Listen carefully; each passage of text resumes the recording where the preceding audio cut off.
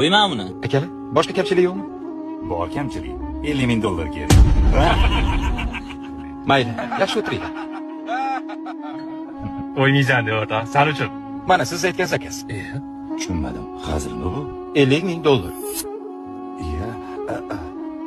Va, qani mana bitta ko'ring. Bekzod, qarachi. Haqiqiymi? Haqiqiy. Ko'rdingmi? Qo'y shu odatingni deysanlar. Mana. Buguncha mendan hamma narsa. Bundan afzal joyga boramiz. Ofitser. Ol. Sen aytganingni qildiradigan odamsan, o'rtoq. Shunaqa jang ketib ketdim. Orqamda qolib ketdi. Gapimga javob boru, menga yetadigani yo'q. Aka, mana hisobing. Olib ketchi. Rahmat. Iya. Rangim qolib ketdi. Tushunmadim. Hazillashyapsan ekan? Berchi menga. Qancha ekan o'zi? Nima? 58 ming dollar? Aka, bizda hazil yo'q. Jami 58 ming dollar. Bizda xizmat haqqi 15%. Mana karilash oqibati. Mani aralashtirma. Endi bu yoqqa o'zing javob berasan, tushundingmi? Essana. O'rtoq to'xtagin. Mayli o'rtoq, gaplashamiz.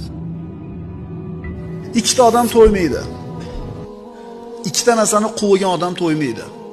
Pul quvigan to'ymaydi, ilm quvigan to'ymaydi. Farqi nimada? Pul quvigan odam topmasa-yu aniq norozi bo'ladi. Endi topsa ham norozi bo'ladi, chunki oz deb norozi bo'ladi.